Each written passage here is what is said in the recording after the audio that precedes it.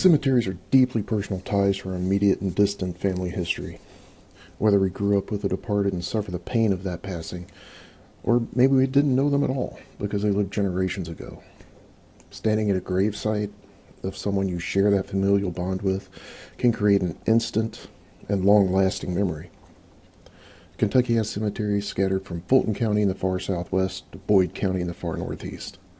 Each and every one of them, whether they be large and well cared for, or just a group of upright field stones buried in a wooded area in a holler, can turn new genealogists into lifelong students of Kentucky history, but only if they are carefully documented and that information preserved and maintained. This video tutorial is based on KHGN's Documenting Cemeteries booklet, which serves as KHGN's benchmark for researching and caring for our cemeteries. The principles and guidelines outlined are not limited to Kentucky cemeteries, of course, but some of the Commonwealth's laws pertaining to cemeteries may be different than other states. So when you're researching a cemetery in a different state, you might want to check on the laws. And we don't want to get anybody in trouble. The goal of the document is to outline some basic guidelines on the information that KHGN is collecting, and perhaps some tips and tricks on how to have a better time as you're going about it. The one thing that I want to leave everyone with is you always leave a cemetery as you found it. Never touch decorations. Never really touch stones. Just don't touch the stones at all. But we'll get into that in a little bit. All documentation you collect from a cemetery should be based on a do not touch policy. So again, just don't touch it. No harm, no foul. Overall purpose of the tutorial is shown here on your screen. A couple of things I want to point out is individual property rights. Many cemeteries in Kentucky are on private property. You cannot expect someone to show up at your house and say they want to look in your backyard because there's a cemetery there and you may not even know it. So you want to reach out to these property owners as best you can. Try and get explicit permission for you to be there. Maybe work out a time for you to get there. You just need to be respectful of their individual property rights. Later on in this document, we're going to talk about some safety hazards and just basic behaviors while you're in these cemeteries as well. One more thing about this document. This video tutorial is not sufficient for understanding the document. There's a link below this video in the information section that will take you directly to the document itself. Please be sure to read the whole document. We're just covering highlights here, people. Read the document. Alright, so we got a lot to get into. Let's just dive in. If I can find the right button. There we go. Still not the right button. How about that? So, entering a cemetery. Like I said, there's all kinds of them out there. Some cemeteries are open to the public and almost considered by the community as public parks. Others are in remote areas on private property, and those property owners can limit access to these cemeteries to descendants only, and even to specific times. Here in Kentucky, a property owner cannot block access to a cemetery on their land, but they can make reasonable limitations to that access. We are subject to trespassing laws if we do not have explicit permission to visit a cemetery on private property, so it is strongly advised to gain that permission, and preferably written permission from the landowner before visiting. Whether the cemetery is public or private, always remember that your primary task here is to document the graves, not repair, clean, or otherwise preserve headstones. Old headstones or grave markers may appear sturdy, but actually be very brittle and highly susceptible to damage. The best of intentions could lead to further damaging a headstone or even destroying it, rendering it a disappointment or even unavailable to the next researcher.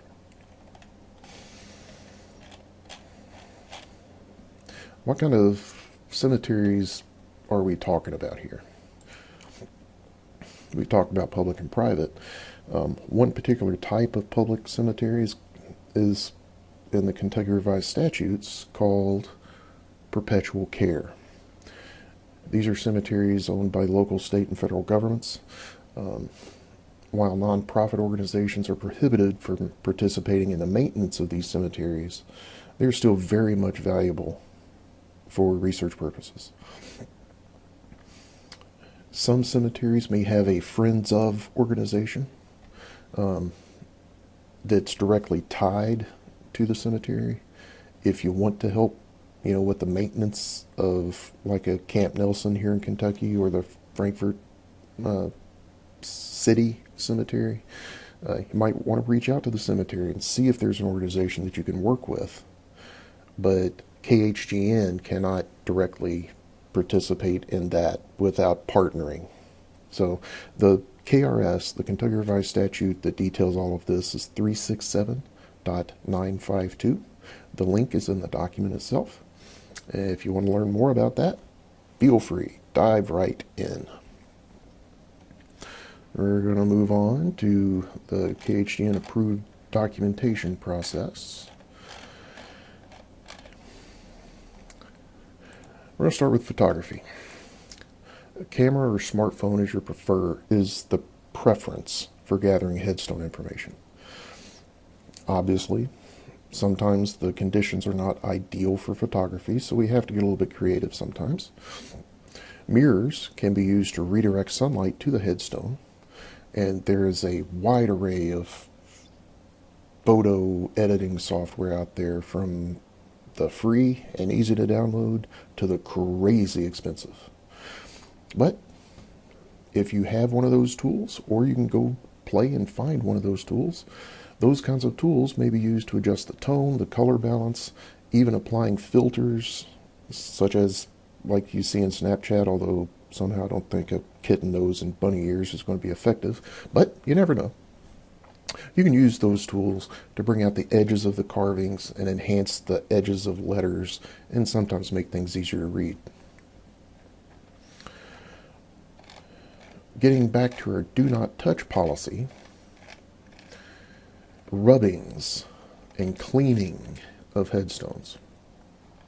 The only approved method that involves applying anything directly to a headstone is the use of water or a solution called D2.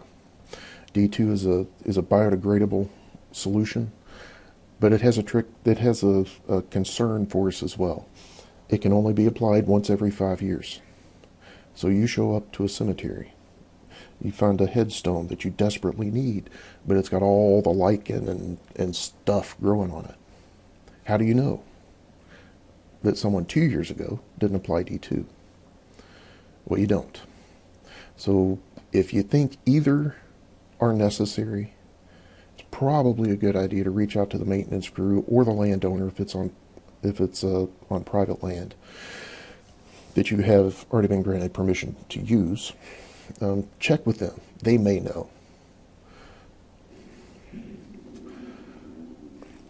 Rubbings are a very difficult issue to deal with. We do not recommend it. As stated earlier, old grave markers may appear to be sturdy and in good shape. What we cannot see from the surface view, however, could be a deterioration taking place inside the stone. When pressure is applied to the surface of the marker by rubbings, that deterioration may present itself in very unfortunate ways. While KHGN offers some techniques in this document, rubbing is not recommended and should only be used as a last resort and with explicit permission from a maintenance crew or the landowner, and even then, let's just not do it. And adding to the thou shalt nots, never under any circumstances should substances like chalk, flour, heaven help us, any household cleaning material, or any other foreign substance beyond water or D2 be applied to a headstone. Ever. No, really, don't do this. Please.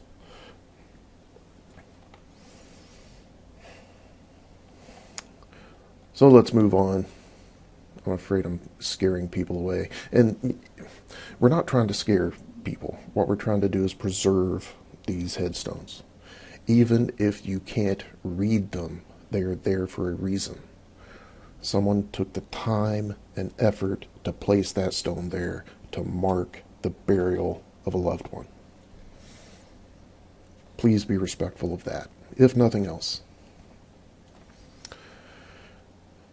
When you are in the field and you have found these headstones and cemeteries and you are all about gathering up that information, let me scroll through the rest here. A lot of that I have already talked about. Get back up here. We're scrolling through the document too, and as I said, the video itself doesn't cover everything in the document, so please be sure to read the document. So, when you're in the field and you're recording this documentation, there are all kinds of ways you could do it. What we recommend is you keep handwritten copies. Relying on the internet access can lead to some frustration in many, many cemeteries in Kentucky because there's just no cell coverage, no data out there. So always have a notebook and pen on hand for your research trip. Once you return home, this information can be added to KHGN's cemetery database through our website. One thing about the information you submit to us: any information, including photographs, submitted to KHGN are immediately considered copy left. What does that mean? Okay, copy left means that they are free to use and share, with the only limitation being the same policies extended to those the information is shared to. Alright, I can already tell you're confused and I can't even see you. Basically, this means KHGN is here to make this information freely available to other researchers. Some of us are blessed to be able to visit these cemeteries. Many other descendants may not be as blessed. KHGN's goal is to make this verifiable and accurate information as freely available to those individuals as we can manage. We only ask that when your information falls in the hands of someone else, that someone else also makes it freely available. So, what kind of information are we looking for? Whatever you can gather, to be honest. The primary goal is verified and factual information. Cemetery research is not the place for family stories about the deceased. We have other places for that. Cemetery research findings should be easily verified by the next researcher. If that individual comes along in the next 10 minutes, or the next 10 years, assuming some atrocity hasn't befallen the cemetery itself, your findings and theirs should be identical. But let's get more specific. Obviously, the name or names on the stone, pardon the dog barking, any birth and death dates listed, epitaphs are wonderful, photographs, all of that is invaluable. There's some other information that we are looking for to assist other researchers, though. Things like the name of the cemetery, the county in which the cemetery is in, the GPS coordinates, as detailed as possible, as many digits as you can, your cell phone or your GPS allows. Names of the road that the cemetery is located near or on. The conditions of the cemetery, even.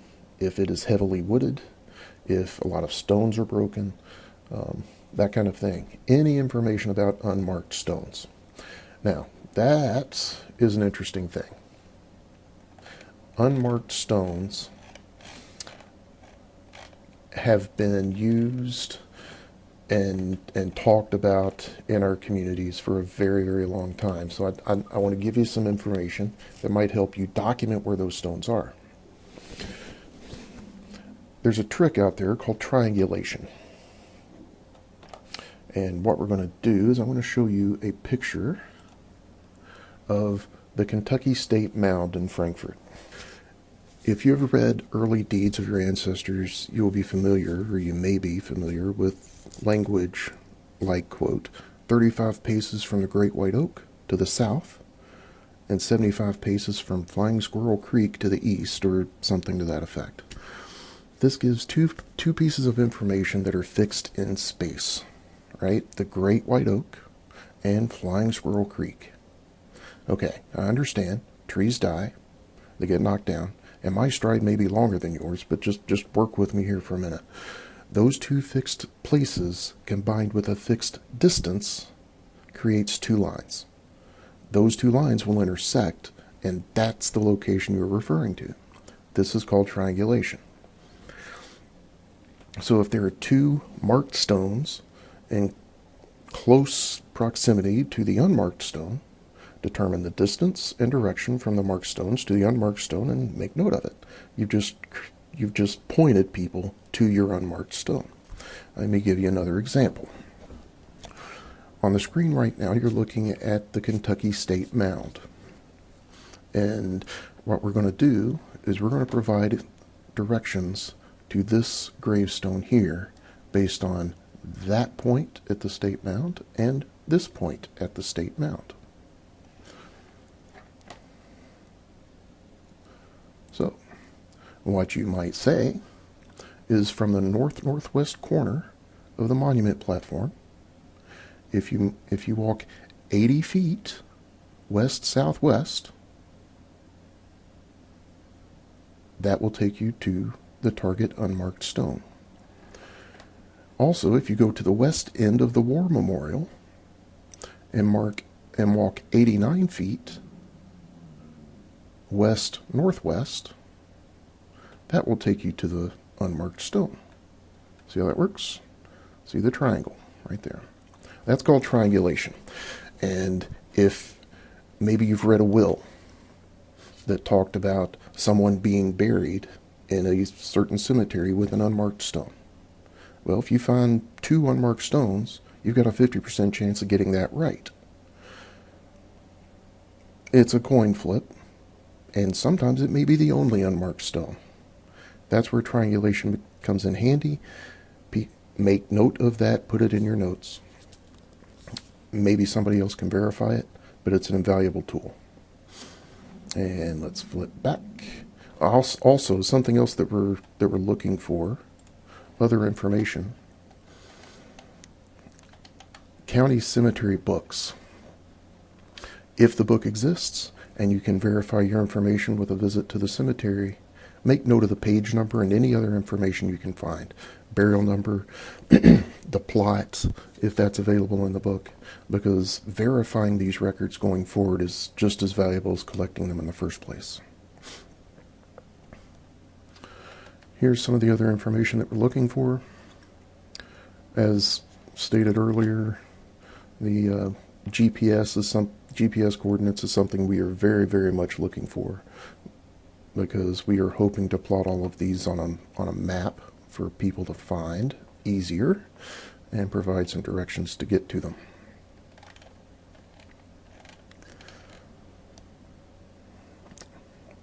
Again, make sure that you read the document. I will make a point of saying that material from online sites such as Find a Grave, etc. are not accepted and are strictly forbidden for use by KHGN in any capacity within the organization. And now let's talk about cemetery courtesy. Sometimes we get wrapped up in our efforts. We know that we want to find these 5 headstones at a certain cemetery. Sometimes when you're doing this researching and documenting, you're likely in a very different place in your head than other people visiting graves. But you simply must remember that they have the priority. Doesn't matter if the grave is 150 years old and it's the last one you need to complete your long day of hot and weary work. Nope, doesn't matter a bit. If someone is paying respects at any grave, give them the respect they deserve for paying those respects. Leave them be. No reason at all to interfere with that. Also, pay careful attention of the background in any photograph that you take of a headstone. If there are other people in that frame who are not in your research party, pull the camera down. Wait for them to leave the area. See, from your perspective, you're taking a picture of a headstone. from their perspective, you are taking their picture without consent.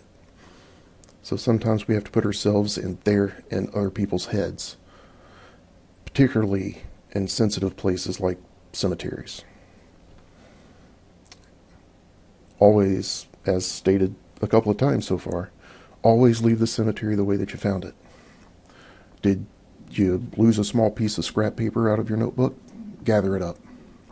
Is that empty water bottle now a nuisance? Either find a trash can or carry it out with you. And maybe consider picking up a canteen that you can sling across your body for next time. Let's talk about some safety concerns. As we've said a couple of times in here, Kentucky cemeteries are scattered hither and yon across our beloved Commonwealth. And some of them are in deep woods and heavily overgrown areas. When you have gained that explicit written permission from the landowner to be in this cemetery, you may still not be safe from wildlife, hidden holes, those ankle breaker rocks and stumps, and who knows what all else that made this Kentucky wilderness such a challenge for the pioneers. KHGN deeply appreciates your willingness to help us preserve the cemetery information, but not if it means any harm at all coming to you in the process. This should be a fun, fulfilling activity for all of us. So we want to offer some suggestions to make your efforts as safe as possible. 1, always let someone know where you're going. Share your itinerary along with the contact information of any of those private landowners that you have explicit written permission from. Always bring a walking stick. These are great for maintaining your balance on rough terrain, for finding those hidden holes before your feet and ankles do, and they may also come in handy in the event of an unfortunate encounter with wildlife. And always take a first aid kit with you, and drinking water, no matter the weather conditions. Small cuts sometimes happen, whether it's a paper cut from a form or a briar from a rose bush a descendant planted years ago. Drinking water is vital. Dehydration will sneak up on you when our minds are involved with research. Walking up and down the hills of eastern Kentucky, or walking along the long, flat parts of western Kentucky, when our minds are thinking about other things, we can be sweating a lot and not know it. In the fall weather, it gets cool, but you're still sweating. That cool air on your skin doesn't let you know that you're hot. Always take water. Always take a first aid kit. Most of all, just have a good eye of what's going on around you and the terrain that you're walking through. Talk a little bit about the KHGN cemetery corporate structure. You can see the org chart here. The cemetery committee hangs directly off of the executive committee. And we have 10 regional cemetery subcommittees with chairs and co-chairs and all like that. The names and contact information. Not sure about the contact information. We'll have to look that up, but if you need to reach one of our regional cemetery subcommittees, feel free to reach out on the KHGN main page. We will gladly get you hooked up on Facebook. Here's the list of names of the current regional cemetery subcommittees and the counties that they represent. Again, this will be in the book. And that is about it. I don't know how many times I have to say it, but I'm going to say it again. When you are documenting the cemeteries in Kentucky, be safe, be smart, respect private property, have fun, and let us know if you have any questions at all. Thanks for watching. We'll see you next time.